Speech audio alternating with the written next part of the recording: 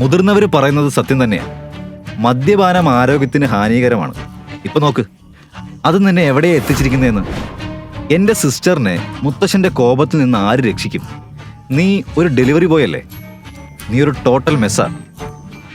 ഇത് കേട്ട അഭിനവന് സൗരവ് തന്നെയാണ് ഇതെല്ലാം ഒപ്പിച്ചതെന്ന് മനസ്സിലായി.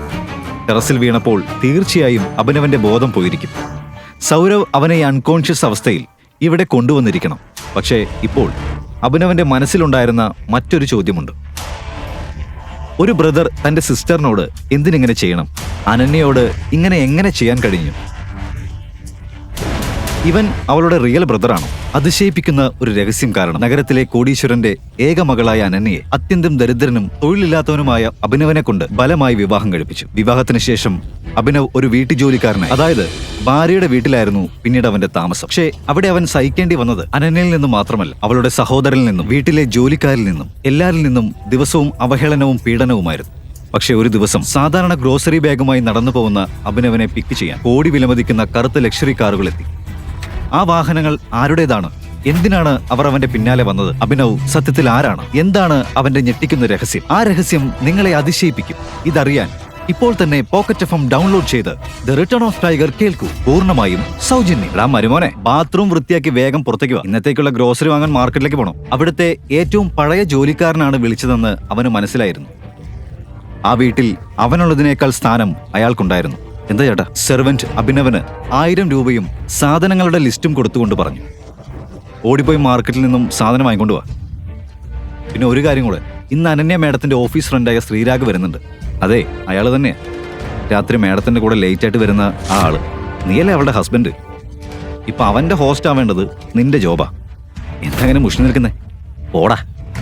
അയാളുടെ വാക്കുകൾ കേട്ട അഭിനവന്റെ ഉള്ളിൽ കോപം കുത്തിപ്പൊങ്ങിക്കൊണ്ടിരുന്നു. അതേ സമയത്ത് അവന്റെ ഫോൺ അടിച്ചു. അതിലെ നമ്പർ കണ്ടതും അവൻ ഞെട്ടി. അതൊരു ദുബായ് നമ്പർ ആയിരുന്നു. അവൻ വേഗം ഫോൺ സൈലന്റ് ആക്കി. സൈക്കിളിൽ കയറി മാർക്കറ്റിലേക്ക് പുറപ്പെട്ടു. വെജിറ്റബിൾ മാർക്കറ്റിലേക്ക് എത്തിയപ്പോൾ ആ ദുബായ് കാൾ വീണ്ടും വരുന്നു. വീണ്ടും അവനത് കട്ട് ചെയ്തു. ആ സമയത്താണ് ആ പ്രദേശത്തെ ലോക്കൽ ഗുണ്ടയായ റാവുത്തർ അവനെ സ്റ്റോപ്പ് ചെയ്തത്. റാവുത്തർ അവനെ പാവ പോലെ ദുർബലനെന്ന് വിലയിരുത്തി മനഃപൂർവ്വം അപമാനിക്കാൻ തുടങ്ങി. ഏയ്, നിനക്കെങ്ങനെയാടാ എന്നോട് കളിക്കാൻ ധൈര്യം വന്നേ? പുന്നാര മോനെ, നീ റാവുത്തറിനോടാണ് മുട്ടിയത്. അതിന് നീ വലിയ വില കൊടുക്കേണ്ടി വരും. അഭിനവ് ഒന്നും പറയാതെ മാറി നിൽക്കാൻ ശ്രമിച്ചു. പക്ഷേ റാവുത്തർ അവനെ തള്ളിയിട്ടു.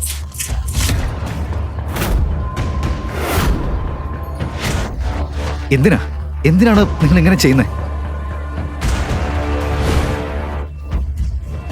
ചേട്ടാ, ഇവനാണ് ആ ബില്യനെയർ സണ്ണിലോ.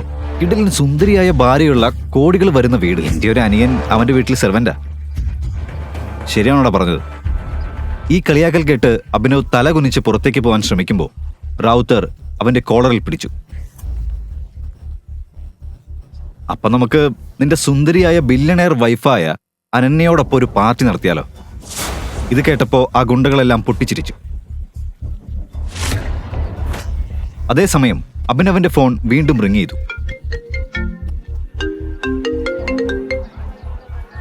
ഓ, നിന്റെ ഡാർലിങ്ങിന്റെ ഫോണാവുമല്ലേ? ആ മധുരമുള്ള ആ വോയിസ് ഞങ്ങളും കൂടി ഒന്ന് കേൾക്കട്ടെ. നിങ്ങൾ എന്നെ എന്തും പറഞ്ഞു, പക്ഷേ ദയവായി ആ കോൾ എടുക്കരുത്. അഭിനവ് പറയുന്നത് നോക്കാതെ തന്നെ റാവുത്തർ ആ കോൾ അറ്റൻഡ് ചെയ്തു. ഹലോ അനന്യ ബേബി, പറയ്.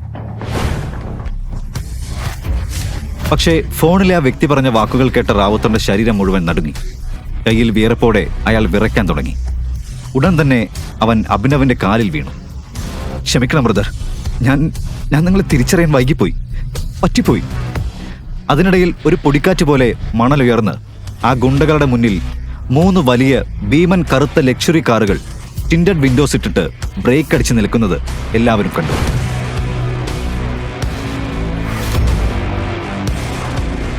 ഞാൻ പറഞ്ഞില്ലേ ആ ഫോൺ എടുക്കരുതെന്ന്. അവരെന്റെ ലൊക്കേഷൻ കണ്ടെത്തി. ബൈക്ക് സ്റ്റാർട്ട് ചെയ്യേ, വേഗം സ്റ്റാർട്ട് ചെയ്യേ.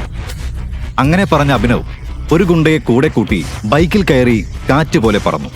ചുറ്റുമുണ്ടായിരുന്ന ആളുകളെല്ലാം ഞെട്ടിപ്പോയി. ഒരു ഫോൺ എടുത്ത മാത്രത്തിൽ ഈ കറുത്ത കാറുകൾ എത്തിയത് എന്തിനാണ്? ഗ്രോസറിയോടെ ഞാൻ തന്ന ചെറിയ ജോലി പോലും ശരിയായിട്ട് ചെയ്യാൻ പറ്റില്ലേ നിനക്ക്? സീരിയസ്ലി അഭിനവ്, മാർക്കറ്റിൽ നിന്ന് വെജിറ്റബിൾസ് കൊണ്ടുവരാൻ പോലും നിനക്കാവില്ലേ? പോടാ, എന്റെ റൂമിലുള്ള കബോർഡ് പോയി വൃത്തിയാക്ക്. നിന്റെ സൂപ്പർ സോഫ്റ്റ് കൈക്ക് അത് മതിയാകും. നീ ഒന്നും ചെയ്യുന്നില്ല. അനന്യക്കാണെങ്കിൽ അഭിനവനെ എത്രയും പെട്ടെന്ന് തന്റെ ജീവിതത്തിൽ നിന്ന് പുറത്താക്കണമെന്നായിരുന്നു. അതുകൊണ്ടാണ് അവൾ എല്ലാവരുടെയും മുന്നിൽ അവനെ അപമാനിച്ച് അവൻ തന്നെ ലജ്ജിച്ച് അവളുടെ ജീവിതത്തിൽ നിന്ന് മാറിപ്പോകണമെന്ന് ആഗ്രഹിച്ചത്. അപ്പോഴാണ് അനന്യയ്ക്ക് അവളുടെ ഫ്രണ്ടായ കാജലിൽ നിന്ന് ഫോൺ വന്നത്. യെസ് കാജൽ. ഹേയ് അനന്യ, നീ മാഫിയ കിങ് വിക്രം സാറിന്റെ കൊച്ചിയിലെ പാർട്ടിക്ക് വരില്ലേ? നമ്മുടെ എല്ലാ കോളേജ് ഫ്രണ്ട്സും അവിടെ വരാനിരിക്കുക. നോ, എനിക്ക് മൂഡില്ല, ഞാൻ വരില്ല. അനന്യ, അത് മാഫിയ കിങ് വിക്രം സാറിന്റെ നേരിട്ടുള്ള ക്ഷണമാണ്. ഇല്ലെന്ന് പറയാൻ പറ്റില്ല. നീ വരണം. എല്ലാവരും അവരുടെ ഹസ്ബൻഡ്സിനെ കൂട്ടി വരുന്നുണ്ട്. നീയും നിന്റെ വീട്ടുവേലക്കാരനെയും കൂട്ടി വാ. മാഫിയ ലോകത്തെ വലിയ ആളുകളെല്ലാം അവിടെ ഉണ്ടായിരിക്കും. അതിലൂടെ നിനക്ക് അവനെ ഒഴിവാക്കാനുള്ള ഗോൾഡൻ ചാൻസ് കിട്ടും. അതെ, ഇതാണ് അഭിനവിനെ എന്റെ വഴിയിൽ നിന്ന് തള്ളിക്കളയാനുള്ള ശരിയായ അവസരം. ശരി, ഞാൻ വരാം. ആ ഒന്നിനും ഉപകാരമില്ലാത്ത എന്റെ ഭർത്താവിനെയും കൂടെ കൊണ്ടുവരാം. ഇവയെല്ലാം കേട്ടുകൊണ്ട് അഭിനവ് അവിടെ തന്നെ നിന്നുകൊണ്ടിരുന്നു. അപ്പോൾ അവന്റെ ഫോൺ വീണ്ടും റിങ് ചെയ്തു. ദുബായ് നമ്പർ കണ്ട അഭിനവ് ഒന്നും മിണ്ടാതെ വീടിന് പുറത്തേക്ക് നടന്നു. ഗ്രാമത്തിലുള്ള അവന്റെ ഏതോ മണ്ടൻ ഫ്രണ്ട് വിളിക്കുന്നുണ്ട്. ഞാൻ അവനെ എന്റെ ഡ്രൈവറായിട്ട് കൊണ്ടുവരാം. Okay okay, see you, bye. ഇപ്പോൾ കൊച്ചിയിൽ സംഭവിക്കാൻ പോകുന്നത് അനന്യയുടെ തല പോലും തിരിഞ്ഞു പോകുന്ന തരത്തിലായിരിക്കും.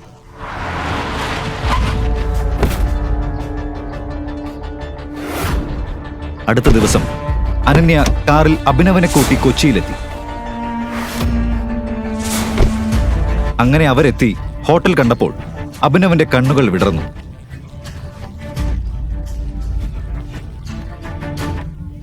ഇത്ര വലിയൊരു ഹോട്ടലിനുള്ളിൽ കാല് വെക്കാൻ അവസരം കിട്ടുന്ന നിന്റെ മുഴുവൻ കുടുംബത്തിലെ ഒരേ ഒരാള് നീയല്ലേ?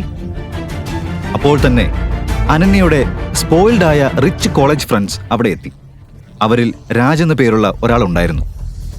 അവൻ കോളേജ് കാലം മുഴുവൻ അനന്യയെ ഇംപ്രസ് ചെയ്യാൻ ശ്രമിച്ചിരുന്ന അത്യാഗ്രഹിയായ ഒരാളായിരുന്നു. അനന്യ, ഇതെന്തുപറ്റി?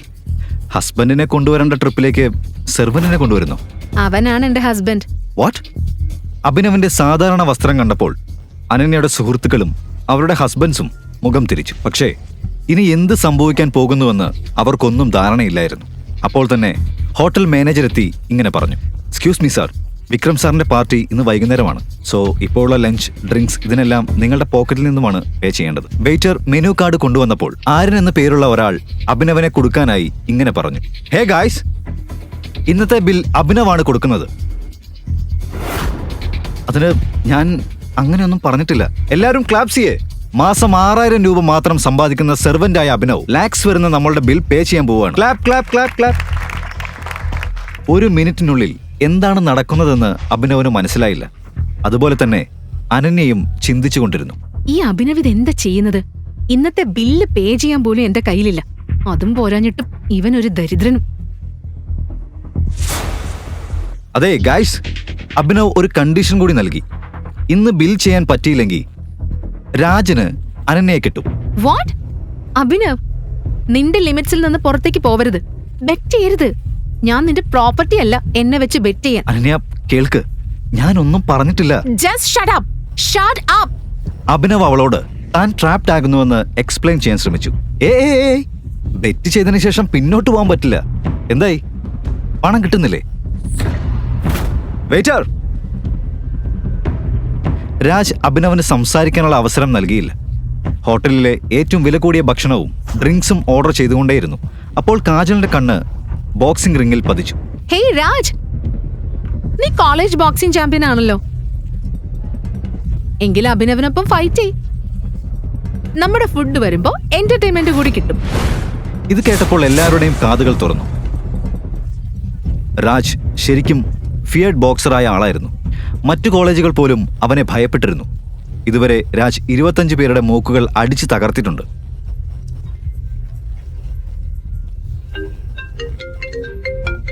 അതേ സമയത്ത് അഭിനവന്റെ ഫോൺ അടിച്ചു. അഭിനവ് സാറിന്റെ ഫോൺ വരുന്നുണ്ട്. ആരാണ് വിളിക്കുന്നതെന്ന് അറിയാമോ? വീട്ടിലെ ജോലിക്കാരൻ രഘുചേട്ടൻ. ഹേയ് അഭിനവ്, നീ ക്ലീൻ ചെയ്തിട്ടില്ലേ എന്ന് ചോദിക്കാൻ വേണ്ടിയാവും. എന്തു പറയുന്നു ഷാൽവി? ഇന്ന് നമുക്ക് നോക്കാം അനന്യയ്ക്ക് ആരാണ് ബെസ്റ്റ് എന്ന്, നീ അല്ലെങ്കിൽ ഞാൻ. അഭിനവ്, നിനക്ക് ഇപ്പോഴും അവസരമുണ്ട്. നോ എന്ന് പറ. അഭിനവളിയാ, രാജനെതിരെ പോരാടാൻ ധൈര്യമില്ലേ? അഭിനവ് രോക്ഷാകുലനായി പറഞ്ഞു. ഞാൻ ബോക്സിംഗ് ചെയ്യും. ഗൈസ്, ഇന്ന് അഭിനവ് കുത്തി കൊല്ലപ്പെടും. നമുക്ക് നോക്കാം. രാജും തയ്യാറായി ബോക്സിംഗ് റിംഗിലേക്ക് പ്രവേശിച്ചു. മറുവശത്ത് ആര്യനും അവന്റെ ഫ്രണ്ട്സും വില കൂടിയ ഡ്രിങ്ക്സും ഫുഡും ഓർഡർ ചെയ്യാൻ തുടങ്ങി. അപ്പോൾ രാജ് അറ്റാക്കിംഗ് മോഡിലേക്ക് പോയി അഭിനവന് ഒരു പഞ്ച് കൊടുത്തു. അഭിനവന്റെ വായിൽ നിന്നും രക്തമൊഴുകാൻ തുടങ്ങി. യെസ്. ഇതിനുശേഷം രാജ് തുടർച്ചയായി അഭിനവനെ പഞ്ച് ചെയ്തു. അവന് കൈ ഉയർത്താൻ പോലും അവസരം കൊടുത്തില്ല. ഇപ്പോൾ അഭിനവനെ അവൻ തീർക്കുമെന്ന് എല്ലാവരും കരുതി. അപ്പോൾ പെട്ടെന്ന് അഭിനവ് അവിടെ വീണു.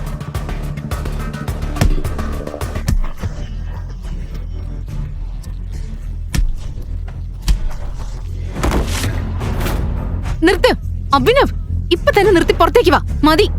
അനന്യ ഇങ്ങനെ പറഞ്ഞപ്പോഴാണ് ബോക്സിംഗ് റിംഗിന് പുറത്തു വെച്ചിരുന്ന അഭിനവിന്റെ ഫോൺ റിംഗ് ചെയ്തത്. അനന്യ കാണാതെ ഫോൺ എടുക്കാൻ അഭിനവ് വേഗത്തിൽ എഴുന്നേറ്റു. രാജ് വീണ്ടും അവനെ ആക്രമിക്കാൻ വന്നപ്പോൾ അഭിനവ് അത്ര ശക്തമായൊരു പഞ്ച് രാജിന് കൊടുത്തു. അവൻ അങ്ങേയറ്റം നിശ്ചലമായി നിലത്ത് വീണു. അനന്യയുടെ കാഴ്ച പെട്ടെന്ന് അഭിനവന്റെ ഫോണിൽ നിന്നും താഴെ കിടക്കുന്ന രാജിലേക്കായി മാറി. അഭിനവ് ഒരു പഞ്ച് കൊണ്ട് ബോക്സിംഗ് ചാമ്പ്യൻ രാജിനെ നോക്ക് ഡൗൺ ചെയ്തു. അത്തരമൊരു പഞ്ച് പ്രൊഫഷണൽ പ്ലെയർക്ക് മാത്രമേ ചെയ്യാൻ കഴിയൂ. ഈ അഭിനവ് എന്തോ മറച്ചു വെക്കുകയാണെന്നുള്ളത് ഉറപ്പാണ്. അപ്പോൾ അഭിനവ് വേഗം പുറത്തേക്ക് വന്ന് അവന്റെ ഫോൺ എടുത്ത് നോക്കി. ഇറ്റ്സ് ഓക്കെ രാജ്, ഇവിടെ തോറ്റതിൽ നീ ദുഃഖിക്കണ്ട. അവൻ 7 ജന്മത്തിൽ തീർക്കാൻ പറ്റാത്ത രീതിയിൽ ബില്ല് നമ്മൾ ആക്കിയിട്ടുണ്ട്. സർ, നിങ്ങളുടെ ബില്ല് 54 lakhs. വാട്ട്?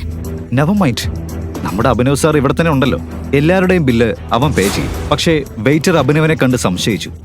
അവൻ അഭിനവന്റെ വസ്ത്രധാരണമൊക്കെ കണ്ട് അവനെ ജഡ്ജ് ചെയ്ത് ഉടനെ പറഞ്ഞു, സർ ദയവായി റിസപ്ഷനിലേക്ക് വരൂ. അവൻ ഓടിപ്പോവാതെ നോക്കണേ. ഇപ്പോൾ എല്ലാവരുടെയും നോട്ടം വെയിറ്ററിലായിരുന്നു. അനന്യ നെർവസായി വിയർപ്പോടെ നിന്നു. അഭിനവ് പേ ചെയ്യാതിരുന്നാൽ രാജ് അവളെ എന്ത് ചെയ്യുമെന്ന് അവൾ ഭയന്നു. വെയിറ്റർ അഭിനവിന്റെ കയ്യിൽ നിന്ന് കാർഡെടുത്ത് സ്വൈപ്പ് ചെയ്തപ്പോൾ എന്തായി? അവന്റെ കാർഡിൽ ഒന്നുമില്ലേ? പണമില്ലേ? കാർഡിൽ പണമില്ലെങ്കിൽ പറ. അവന്റെ നാണക്കേടൊന്നും ഓർക്കണ്ട, അത് കുഴപ്പമില്ല. അനന്യയുടെ മുഖം മങ്ങി. കാരണം അഭിനവ് പേ ചെയ്യാതെ പോയാൽ രാജ് അവളുടെ മേൽ തന്റെ ഇന്നത്തെ കോപം മുഴുവൻ തീർക്കുമെന്ന് അവൾ ഭയപ്പെട്ടു. എന്താണ് പ്രശ്നം? എന്തുപറ്റി? പണമടയ്ക്കാൻ ഇവരുടെ കയ്യിലില്ലേ? വെയിറ്റർ ഒന്നും പറയുന്നതിന് മുമ്പ് ഹോട്ടലിന്റെ പ്രധാന വാതിലിൽ Z+ സെക്യൂരിറ്റി ഗാർഡ്സ് എത്തി. എല്ലാവരുടെയും ശ്രദ്ധ അവിടേക്ക് തിരിഞ്ഞു. ഏതോ സെലിബ്രിറ്റി വന്നിട്ടുണ്ടെന്ന് തോന്നുന്നു. Oh my god, mister Vivek, Vikram സാറിന്റെ ബോസ്. അറിയാമോ, അവരെ കാണാൻ വർഷങ്ങൾ കാത്തിരിക്കണം. ഞാൻ മാനേജറായി ജോലി ചെയ്യുന്ന ആ കമ്പനിയില്ലേ, അതേ, ഇയാൾ ആ കമ്പനിയിൽ ഇൻവെസ്റ്റ് ചെയ്തിട്ടുണ്ട്. ഇന്ന് എനിക്ക് ഭാഗ്യമുള്ള ദിവസം തന്നെ. മിസ്റ്റർ വിവേക് അഭിനവനെ തിരിച്ചറിയുകയായിരുന്നു. നീ ഇവിടെ എന്താ ചെയ്യുന്നത്? മിസ്റ്റർ വിവേക് അഭിനവനെ നോക്കി. എല്ലാവരും അദ്ദേഹം തങ്ങളെയാണ് നോക്കുന്നതെന്ന് കരുതി. അപ്പോൾ രാജ് മുന്നോട്ട് വന്നു. അഭിനവ് മിസ്റ്റർ വിവേകിനെ അവഗണിച്ച് പ്രധാന ഗേറ്റിന്റെ ദിശയിൽ നടന്നു. മാനേജർ, ഇവിടെ എല്ലാവരുടെയും ബില്ല് എൻ്റെ അക്കൗണ്ടിലേക്ക് ട്രാൻസ്ഫർ ചെയ്യും. ഇങ്ങനെ പറഞ്ഞ് മിസ്റ്റർ വിവേക് തന്റെ റൂമിലേക്ക് പോയി.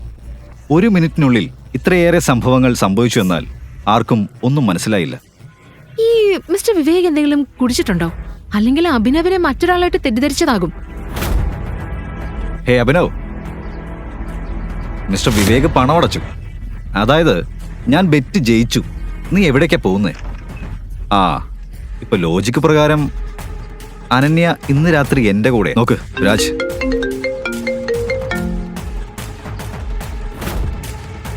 ആ ഫോണിങ്ങതാ. രാജ് അഭിനവനോട് ബോക്സിംഗിൽ തോറ്റതിന്റെ റിവെഞ്ചിനായി ആയിരുന്നു ആ ഫോൺ എടുക്കാൻ നോക്കിയത്. അവൻ അഹങ്കാരത്തോടെ പറഞ്ഞു. ഏത് വലിയ സൂപ്പർ സ്റ്റാറിന്റെ കോളാണിത്? വീണ്ടും വീണ്ടും വരുന്നുണ്ടല്ലോ. ഒരു കാര്യം ചെയ്യാം, ഞാൻ എടുക്കട്ടെ. നോക്ക്, നീ എന്നോടുള്ള ദേഷ്യം എന്നോട് തീർക്ക്. അതെടുക്കണ്ട. രാജ് അത് ചലഞ്ച് പോലെ കാണുകയും ഫോൺ എടുക്കുകയും ചെയ്തു. രാജ് ഫോൺ സ്പീക്കറിലാക്കി. മറുവശത്തെ ശബ്ദം പറഞ്ഞു, ബോസ്, നമുക്ക് നിങ്ങളുടെ ലൊക്കേഷൻ കിട്ടി. ഞങ്ങൾ നിങ്ങളുടെ അടുത്തേക്ക് വരുവാണ്. There is something critical.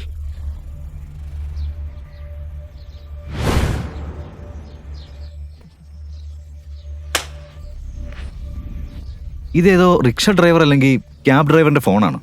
അവൻ ഇവനേതോ ബോസാണെന്ന് വിചാരിച്ചിരിക്കുക. അനന്യ ഇതൊരു തമാശയായി കണ്ടു. പക്ഷേ അപ്പോൾ ഒരു സംഭവമുണ്ടായി. അതെല്ലാവരെയും ഞെട്ടിച്ചു.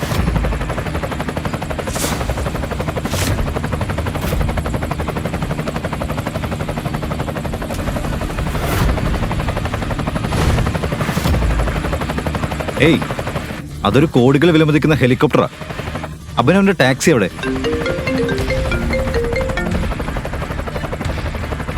ഇതിനുശേഷം അഭിനവ് ഫോണിൽ എന്തോ സംസാരിച്ചു. അതോടെ ഹെലികോപ്റ്റർ അവിടെ നിന്ന് പറന്നുപോയി. ഉടനെ തന്നെ അഭിനവന്റെ മുന്നിൽ ഒരു ടാക്സി എത്തി.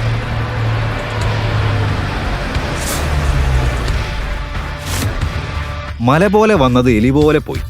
എനിക്കറിയായിരുന്നു ഇത്തരമൊരു വില കൂടിയ ഹെലികോപ്റ്ററിൽ അവൻ സഞ്ചരിക്കോ. നോക്ക്, അവന്റെ ടാക്സി എത്തി. പക്ഷെ ദുബായിൽ നിന്നുള്ള ആവർത്തന കോളുകളും ഈ വില കൂടിയ കാറുകളും ഹെലികോപ്റ്ററും മറ്റൊരു രഹസ്യം വെളിപ്പെടുത്താൻ പോവുകയാണ്. ഇത് കേട്ടാൽ രോമം എഴുന്നേറ്റ് നിൽക്കും.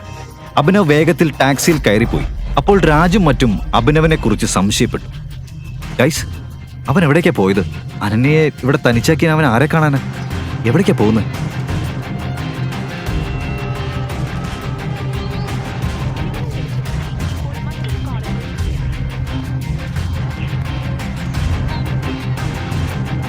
അഭിനവ്, നിനക്ക് എങ്ങനെ ധൈര്യം വന്നു എന്നോടൊന്നും പറയാതെ ഇങ്ങനെ പോവാൻ? അനന്യ, നിന്റെ യൂസ്ലെസ് ഹസ്ബൻഡ് ആരോടാ ഇങ്ങനെ സംസാരിക്കുന്നതെന്ന് കണ്ടെത്താൻ നീ ഒരിക്കലും ശ്രമിച്ചില്ലേ? നമുക്കവന്റെ ആ കള്ളത്തരങ്ങ് പൊളിച്ചാലോ? ഇന്ന് അവന് നമുക്ക് കയ്യോടെ പൊക്കാം. ഇങ്ങനെ പറഞ്ഞ് രാജ് അനന്യയുടെ കാർ എടുത്ത് എല്ലാവരോടും ചേർന്ന് അഭിനവ് ഉള്ള ടാക്സിയെ പിന്തുടരാൻ തുടങ്ങി.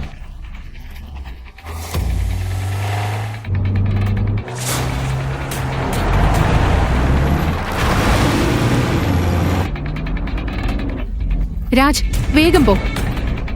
അഭിനവ്, ഇന്ന് നിന്റെ കള്ളത്തരങ്ങൾ പൊക്കും. നീ എവിടേക്കാണ് പോകുന്നത്, എന്താണ് ചെയ്യുന്നത് എല്ലാം ഞങ്ങൾ കണ്ടുപിടിക്കും. രാജും മറ്റെല്ലാവരും ഇന്ന് അഭിനവന്റെ കള്ളത്തരങ്ങൾ പൊളിച്ച് അവനെ കളിയാക്കാമെന്ന് ചിന്തിച്ചു. പക്ഷെ ഇന്ന് അഭിനവന്റെ സത്യം എല്ലാവരുടെയും മുന്നിൽ വെളിപ്പെടാനാണ് പോകുന്നതെന്ന് അവർക്കറിയുമായിരുന്നില്ല. അഭിനവന്റെ യഥാർത്ഥ ഐഡന്റിറ്റി എന്താണ്? ഒരു ദരിദ്രനാണോ? അല്ലെങ്കിൽ അപമാനിക്കാൻ മാത്രമായി ജനിച്ച വീട്ടുവേലക്കാരനാണോ? അല്ലെങ്കിൽ മറ്റെന്തെങ്കിലും രഹസ്യമുണ്ടോ? എവിടെയും പോവരുത്, എല്ലാം വെളിപ്പെടാനിരിക്കുകയാണ്.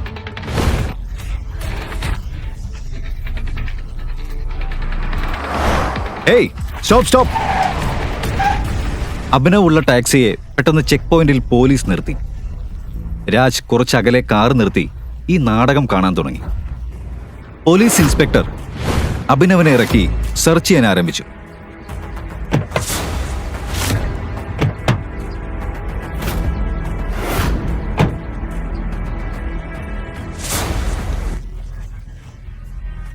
സെർച്ച് ചെയ്യുമ്പോൾ അഭിനവന്റെ കയ്യിൽ ഒരു തോക്ക് കണ്ടെത്തി. തോക്ക് കണ്ടപ്പോൾ പോലീസ് ഇൻസ്പെക്ടർ അഭിനവനോട് പറഞ്ഞു, ഇതെന്താ ഈ തോക്ക് എവിടെ നിന്ന് വന്നേ? ഇതിന് ലൈസൻസ് നിനക്ക് എവിടെ നിന്ന് കിട്ടി? അഭിനവിന്റെ കയ്യിൽ എങ്ങനെ തോക്ക്? ഹേ, എന്റെ സെർവൻസ് പോലും അടിക്കുന്ന ആ പഴയ കാറില് 500 രൂപയുടെ പെട്രോൾ അടിക്കാൻ പാടുപെടുന്ന അവൻ എവിടെ നിന്ന് ഗണ്ണ് കിട്ടും? എങ്കിൽ അവൻ എന്നിൽ നിന്ന് എന്തൊക്കെയോ മറയ്ക്കുന്നുണ്ട്. ഗൈസ്, ഈ അഭിനവ് ക്രിമിനലാ. പോലീസ് എങ്ങനെയാണ് അവനിൽ നിന്നും സത്യങ്ങൾ പുറത്തു കൊണ്ടുവരുന്നതെന്ന് ഇനി കാണാം. ഞാൻ എന്റെ വായ കമ്മീഷണറുടെ മുന്നിൽ മാത്രമേ തുറക്കൂ. ഓഹോ, അങ്ങനെയാണോ? ഗൈസ്, നോക്ക്, അവൻ പോലീസ് കമ്മീഷണറിനെ കാണണമെന്ന് പറയുന്നു. നോക്ക്, ഓവർ സ്മാർട്ട് കളിക്കണ്ട, അല്ലെങ്കിൽ ഞാൻ നിന്നെ തലകീഴായി കെട്ടിത്തൂക്കി ഇടിക്കും. അപ്പൊ നീ സത്യങ്ങൾ താനെ പറയും. കുടുംബത്തിലെ സെർവൻസിനെ പോലും തല്ലുന്നവനാ ഇന്ന് ആ പോലീസുകാരന്റെ കൈ പിടിച്ചിരിക്കുന്നത്.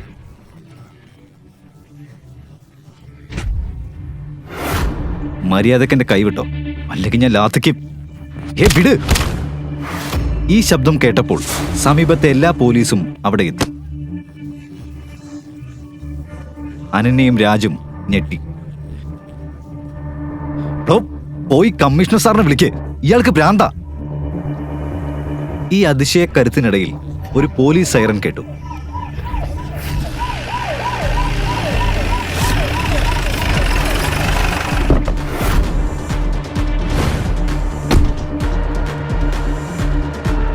ഇതെന്ത് ഡ്രാമ? സർ, നീയൊക്കെ എന്തിനാ കൈ ഉയർത്തിയത്? കമ്മീഷണറിനെ കണ്ടപ്പോൾ എല്ലാവരുടെയും മുഖം വിളറി വെളുത്തു. ഇത്രയും നേരം അവനെ കളിയാക്കിക്കൊണ്ടിരുന്നവരും പോലീസും നിന്ന് വിറയ്ക്കാൻ തുടങ്ങി. കമ്മീഷണർ പോലും അഭിനവനെ തിരിച്ചറിയുകയാണല്ലോ. പക്ഷെ എങ്ങനെ? അനന്യയെയും മറ്റുള്ളവരെയും പോലെ തന്നെ ഇൻസ്പെക്ടറും ഒന്നും മനസ്സിലാകാതെ നിന്നു. നിനക്ക് നിന്റെ ജോലിയൊന്നും വേണ്ടേ? ആരാണ് ഇവനെ തടഞ്ഞത്? ബട്ട് സാർ, ഇയാളുടെ അടുത്ത് ഇദ്ദേഹത്തിന്റെ അടുത്ത് തോക്കുണ്ടായിരുന്നു. അത് സെൽഫ് ഡിഫൻസിനുള്ളതാ. അത് ഞാനാണ് അവന്റെ ബർത്ത്ഡേക്ക് ഗിഫ്റ്റായിട്ട് കൊടുത്തത്. ബർത്ത്ഡേക്കോ? അന്നവൻ അമ്മയുടെ ചെരുപ്പ് നന്നാക്കാൻ പോയതായിരുന്നല്ലോ. അതിന്റെ ഇടയില് കമ്മീഷണർ അവന് ഗണ്ണും ഗിഫ്റ്റ് കൊടുത്തോ? ഇത് ഞാൻ സ്വപ്നം കാണുകയല്ലോ. അനന്യയ്ക്കും മറ്റുള്ളവർക്കും കമ്മീഷണർ അവനെ വിട്ടയക്കുന്നത് വരെ അവിടെ നടന്നതൊന്നും വിശ്വസിക്കാനായില്ല.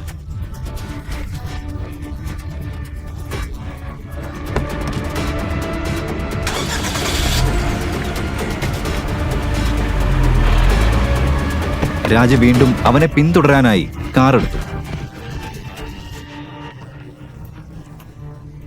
അപ്പോൾ ഇൻസ്പെക്ടർ അവരെ തടഞ്ഞു. എങ്ങോട്ടാ ഇത്ര ധൃതി പിടിച്ച്? ഈ പെൺകുട്ടികളൊക്കെ ഏതാ? ഇറങ്ങ്, പുറത്തേക്ക് ഇറങ്ങ്.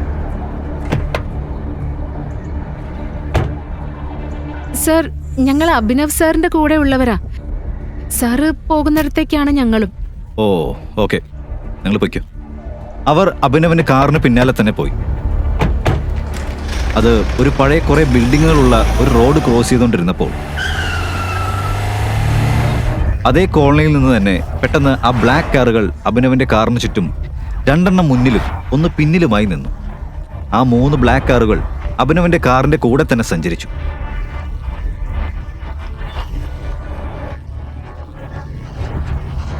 ഓ മൈ ഗോഡ്! എന്താണ് അഭിനവന്റെ ദുബായ് കണക്ഷൻ? എന്തിനാണ് അവന് ദുബായിൽ നിന്നും കോളുകൾ വന്നുകൊണ്ടിരുന്നത്?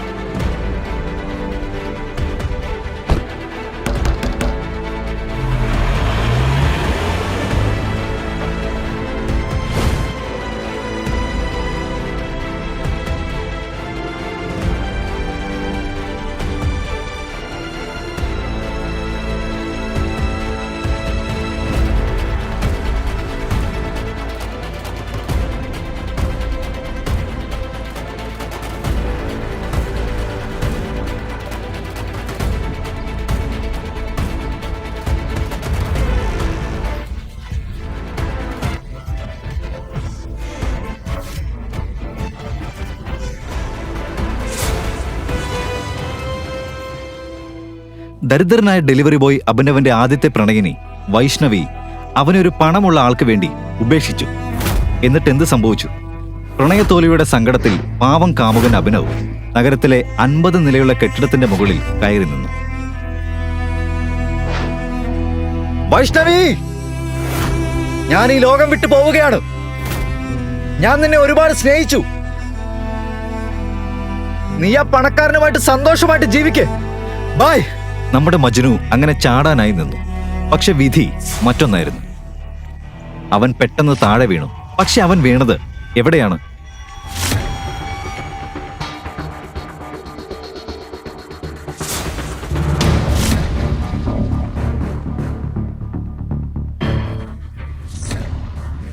ഇതെന്ത് മറിമായം! ഓ മൈ ഗോഡ്! എങ്ങനെ എത്തി? അതെ, അഭിനവ് ആ ടെറസിൽ നിന്നും താഴേക്ക് വീണെത്തിയത് നഗരത്തിലെ ഏറ്റവും സുന്ദരിയും സമ്പന്നയുമായ അനന്യയുടെ കിടക്കയിലേക്കായിരുന്നു. അവൾ ആ സമയത്ത് സുഖമായി ഉറങ്ങുകയായിരുന്നു. അവൾ എഴുന്നേറ്റ പോലെ ചോദിച്ചു, നീ ആരാ? എന്റെ കിടക്കയിൽ എങ്ങനെ വന്നു? എനിക്ക് എങ്ങനെ ഞാൻ ഇവിടെ എത്തിയെന്ന് അറിയില്ല. ഒന്നും മനസ്സിലാവുന്നില്ല. സ്വപ്നം കണ്ട പോലെ തോന്നുന്നേ. നിന്റെ സ്വപ്നത്തിൽ നിന്നൊന്ന് പുറത്തു വന്ന് നീ ആരാണെന്ന് പറ. നിനക്ക് ഞാൻ ആരാണെന്നെങ്കിലും അറിയാമോ?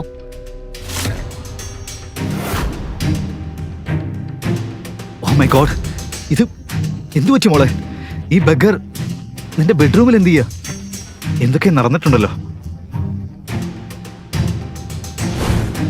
സൗരവ്, നീ ഇവിടെ എന്ത് ചെയ്യുന്നു? സത്യം പറഞ്ഞാ അത് ഞാൻ ചോദിക്കേണ്ട ചോദ്യമല്ലേ മോളെ. ഈ പാപ്പരായ ഇവൻ നിന്റെ ബെഡ്റൂമിൽ എന്താ ചെയ്യുന്നേ? നോക്ക് നോക്ക് ചേട്ടാ, ഞാനിവിടെ എങ്ങനെ എത്തിയെന്നും എനിക്ക് പോലും അറിയില്ല.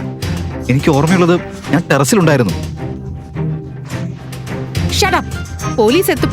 മുഴുവൻ സത്യം അപ്പൊ തെളിയും. അല്ലെങ്കിൽ ഞാൻ നിന്നെ വെളിപ്പെടുത്തിക്കും. ഇല്ല ഇല്ല മോളെ, പോലീസിനോട് ഒന്നും പറയരുത്. നീ നമ്മുടെ കുടുംബത്തിന്റെ മാനം കളയരുത്. നമ്മുടെ കുടുംബത്തിലെ എല്ലാ തീരുമാനങ്ങളും ഒരാളാണ് എടുക്കുന്നത്.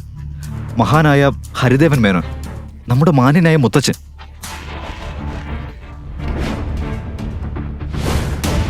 മുത്തച്ഛന്റെ പേര് കേട്ടപ്പോൾ അനന്യയുടെ നെറ്റിയിൽ വിയർപ്പ് വന്നു. അനന്യ, ഹരിദേവൻ മേനോൻ നഗരത്തിലെ പ്രശസ്തനും സമ്പന്നനുമായ ആളായിരുന്നു. അയാൾ ഒരു കൺസർവേറ്റീവും സ്ട്രിക്റ്റും പഴയകാല ചിന്താഗതിയുമുള്ള ആളായിരുന്നു. ചുരുക്കി പറഞ്ഞാൽ സ്യൂട്ട് ധരിക്കുന്ന ഒരാൾ. ഇവർ എപ്പോഴും അത് ധരിച്ച് നടക്കാറുണ്ടായിരുന്നു. പക്ഷേ അവരുടെ മൈൻഡ് സെറ്റ് 500 വർഷം പഴക്കമുള്ളതാണ്. അനന്യ അത് ചിന്തിച്ച് ആശങ്കയിലായി. മുത്തച്ഛൻ വന്നാൽ എന്താകും എന്നവൾ ആശങ്കപ്പെട്ടു. അനന്യ, പുറത്തേക്ക് വാ, നിന്റെ മുത്തച്ഛൻ നിന്നെ കാത്തിരിക്കുന്നു. മുത്തച്ഛന്റെ ഉച്ചത്തിലുള്ള ശബ്ദം കേട്ടപ്പോ അനന്യ ഞെട്ടി.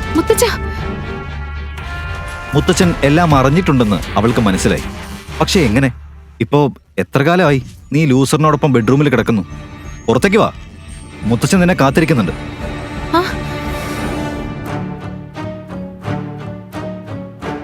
ഹേയ് ഹേ ബ്രദർ, നീ എങ്ങോട്ടാ?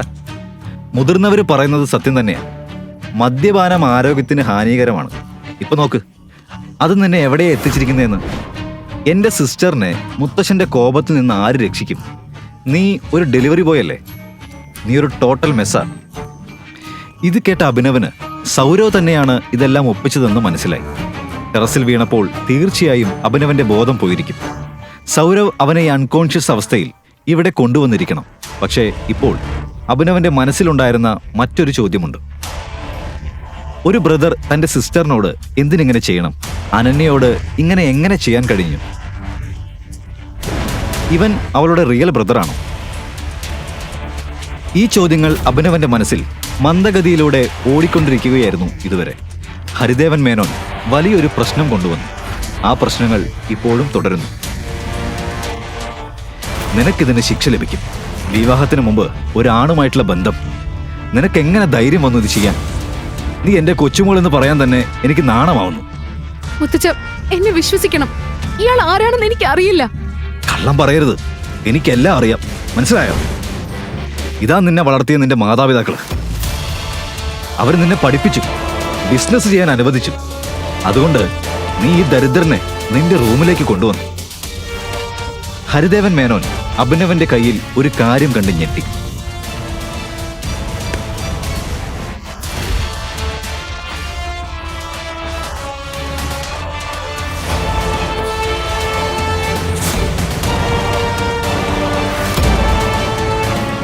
സ്വന്തം ചെറുമകളെ ഇങ്ങനെ അപമാനിക്കാനും അവളുടെ മേലെ ഇങ്ങനെ കൈ ഉയർത്താനും നിങ്ങൾക്ക് നാണമില്ലേ?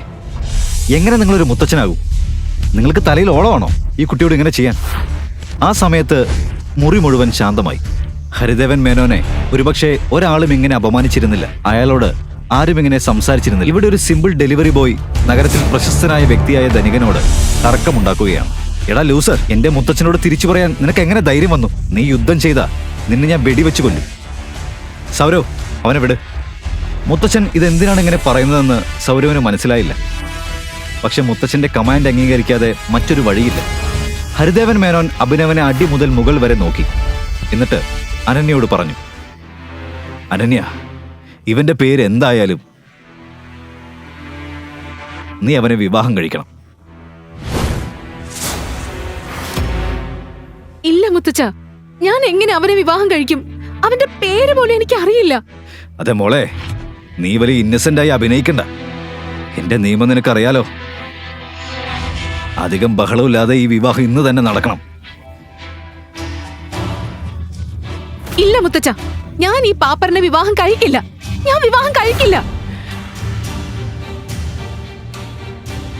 അങ്ങനെയെങ്കിൽ സൗരവ്, നിന്റെ സിസ്റ്ററിനെ ഫാം ഹൗസിലേക്ക് കൊണ്ടുപോ. അവളെ ജീവനോടെ കൊന്നേക്ക്. ഇത് കേട്ടപ്പോൾ അനന്യ സിംഗ് എഴുന്നേറ്റു. ഹരിദേവൻ മേനോൻ പറയുന്നത് അദ്ദേഹം തീർച്ചയായും ചെയ്യുമെന്ന് അവൾക്കറിയാമായിരുന്നു.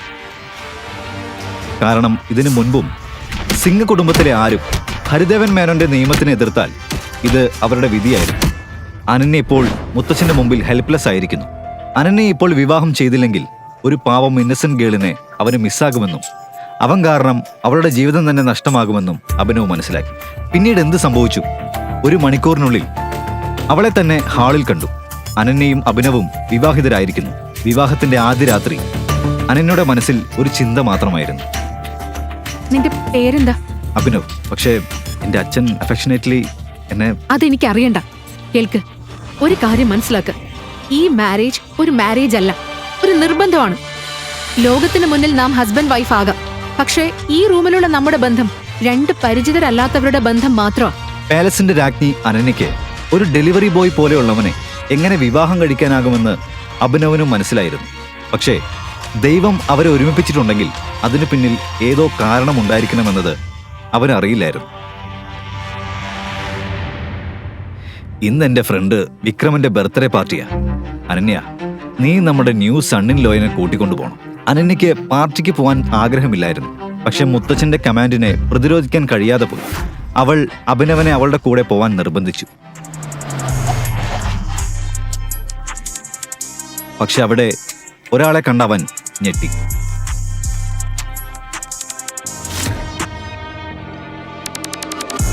വൈഷ്ണവി, നീ ഇവിടെ? അതെ, അഭിനവന്റെ മുന്നിലുണ്ടായിരുന്നത് അവന്റെ എക്സ് ഗേൾഫ്രണ്ട് വൈഷ്ണവിയായിരുന്നു. അവൾ അഭിനവനെ തേച്ച സങ്കടത്തിലായിരുന്നു അവൻ ആ ടെറസിലേക്ക് കയറിപ്പോയത്. വൈഷ്ണവി അഭിനവനെ പോലെ തന്നെ കുറവ് വരുമാനമുള്ളൊരു പെൺകുട്ടിയായിരുന്നു. എന്നാൽ കുറച്ച് ദിവസങ്ങൾക്ക് മുമ്പ് നഗരത്തിലെ പ്രശസ്തമായ ഒരു പണക്കാരന് അവളോട് പ്രണയം തോന്നി.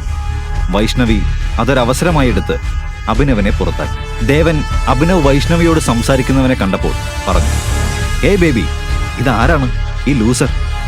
ആ ഡെലിവറി ബോയ് അല്ലേ? നിന്റെ പ്രണയം തകർന്നപ്പോ ടെറസിൽ നിന്ന് ചാടിയവൻ. അതെ ബേബി, ഇവൻ ദേവദാസിന്റെ സെയിം മകൻ തന്നെയാണ്. അവൻ ഗുഡ്സ് ഡെലിവറി ചെയ്യാൻ ഇവിടെ വന്നിട്ടുണ്ടല്ലോ അല്ലേ? ഇതിനിടയിൽ സൗരവ് അവിടെ എത്തി. അവൻ ഇതിനു മുമ്പ് പാർട്ടിയിൽ തന്നെ ഉണ്ടായിരുന്നു. എന്താണ് സർ, നീ പിസ്സ ഡെലിവറി ചെയ്യാൻ വന്നാണോ? അല്ല, ഡെലിവറിക്ക്.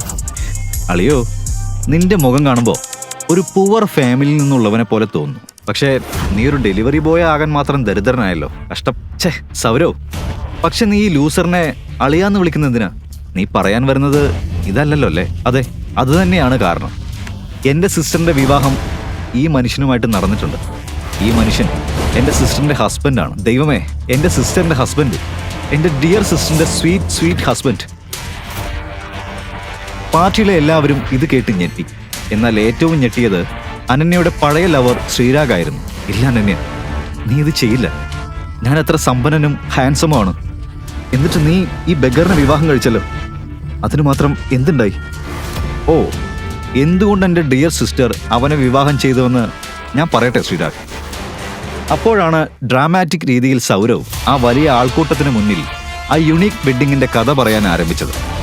അനന്യയുടെ ബെഡിൽ അവനെ എങ്ങനെ കണ്ടെന്നും ഗ്രാൻഡ്പ അതിനെങ്ങനെ പ്രതികരിച്ചെന്നും അനന്യ എങ്ങനെ ഡെലിവറി ബോയിനൊപ്പം ലോക്കായി എന്നും എല്ലാം അവൻ വിശദീകരിച്ചു പറഞ്ഞു. ഇതെല്ലാം കേട്ട് അവിടെ ഉണ്ടായിരുന്ന എല്ലാവരും പൊട്ടിച്ചിരിക്കാൻ തുടങ്ങി.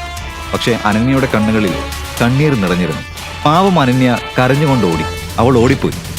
അഭിനവും അനന്യയെ പിന്തുടർന്ന് പോവുകയായിരുന്നു. പക്ഷെ സൗരവ് അവനെ തടഞ്ഞു. ചേട്ടാ, അവന്റെ കൈ പിടിച്ചു നിർത്തി. ചേട്ടൻ എവിടെ പോകുന്നു? നീ നമ്മുടെ ഗാദറിങ്ങിന്റെ പ്രൈഡാണ്. നീ ഉള്ളത് തന്നെ ഒരു അഭിമാനമാ. വരൂ ചേട്ടൻ, വരൂ, ഈ കസേരയിലേക്ക് ഇരുന്നാട്ടെ. സ്പെഷ്യലായി ചേട്ടനായി ഉണ്ടാക്കിയതാ. ഇതും പറഞ്ഞ് സൗരവ് അഭിനവനെ ഒരു വളരെ മനോഹരമായ പക്ഷെ അല്പം ഭീതി ഉണ്ടാക്കുന്ന കസേരയിൽ ഇരിക്കാൻ ചൂണ്ടിക്കാട്ടി. സൗരവ്, നിനക്ക് എന്തിന്റെ കേടാ? അവൻ എങ്ങനെ ഈ കസേരയിൽ ഇരുത്താനാവും? നിനക്കറിയില്ലേ ഇത് ആരുടെ കസേരയാണെന്ന്? ദേവൻ, നീ ചുമ്മാതിരി. ഇതെന്റെ ലവബിൾ അളിയൻ. എനിക്കറിയാം അവൻ എങ്ങനെ എവിടെ ഇരുത്തണമെന്ന്. ഓക്കെ, അവൻ സൗരവിന്റെ അളിയനാണല്ലോ. അപ്പൊ അവനെ നമ്മൾ റെസ്പെക്ട് ചെയ്യണം.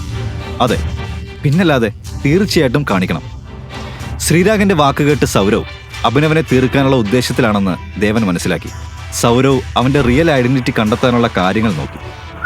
ഇപ്പോൾ ഈ ഡെലിവറി ബോയ് തന്റെ യഥാർത്ഥ ഐഡന്റിറ്റിയും സ്റ്റാറ്റസും കണ്ടെത്തും. നിനക്കായി ഇതാ ഹോട്ട് സീറ്റ് റെഡി ആയിരിക്കുന്നു. ഇരിക്ക് ബ്രദറിനിലോ, ദയവായി ഇരിക്കെ. അഭിനവ് കസേരയിൽ ഇരുന്ന മാത്രയിൽ വളരെ ശക്തമായ ഒരു അലാറം മുഴങ്ങി. ഇതെന്താ ഈ സംഭവിക്കുന്നത്? നീ എന്താ ചെയ്തത്? നീ മാഫിയ കിങ്ങിന്റെ കസേരയിലാണ് ഇരുന്നത്. നീ തീർന്നു. ആ പ്രത്യേക കസേര വിക്രമിന്റെ ആയിരുന്നു. ദ മാഫിയ കിങ് ഗാങ്ങിന്റെ നേതാവ് വിക്രമിന്റെ. ഈ കസേരയിൽ മറ്റാരും ഇരിക്കാൻ പാടില്ല. ഏത് അമ്മയുടെ മകനാണിത്? എന്റെ കസേരയിൽ ഇരിക്കാൻ ധൈര്യം കാണിച്ചത് ആരാ? സ്യൂട്ടും ബൂട്ടും ധരിച്ച് കയ്യിൽ ഇമ്പോർട്ടഡ് സിഗാർ എടുത്ത് വിക്രം അവിടെ എത്തി. അലാം കേട്ടപ്പോൾ ആരോ മാഫിയ കിങ്ങിന്റെ കസേരയിൽ ഇരിക്കാൻ ധൈര്യം കാണിച്ചിരിക്കുന്നുവെന്ന് മനസ്സിലായി.